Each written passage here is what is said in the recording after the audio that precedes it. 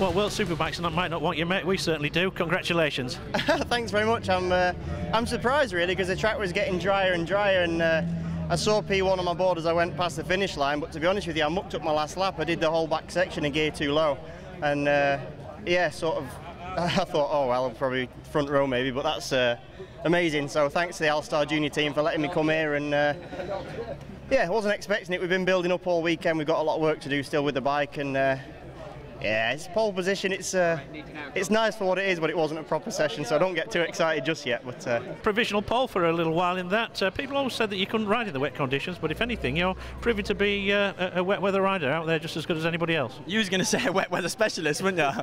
Yeah, I think maybe no. But to be honest, I never was a fan of the wet conditions for sure, you know. But the Yamaha's really like reward in the degree if you just work with the bike and let the bike work underneath you, you get a really good feeling for it. Like, but I went out a little bit too early, if I'm honest. You know, I went 2 laps too early, you know, and my tyre just at the end was absolute shot. So I think for sure it was possible to go a bit more, but you know, massive thanks to Milwaukee Yamaha. We've transformed the bike in the dry and in the wet. You know, it's really good. So hopefully good day tomorrow. Decision to sit out the wet conditions. We were wondering whether it was the right one, but it turns out that you nearly got that pole position here at Assen.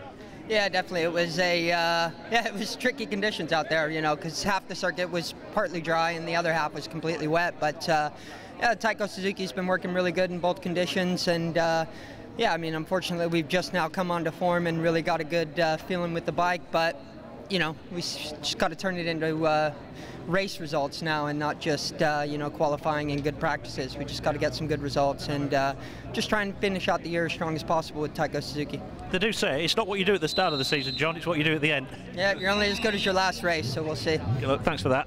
Well, a superb effort there. Christian Hidden on his debut on the Bimotor. Yes, he has raced in British Superbikes before, but takes pole position. He did that a couple of years ago when he was on a Super Sport machine. And remember, he's also had experience here of a Superbike when they raced in the World Superbikes earlier in the year at Assen. Tommy Bridewell as well on the front row of the grid alongside Hopkins. It's two Brits and an American. It's going to set things up very, very nicely when we go racing.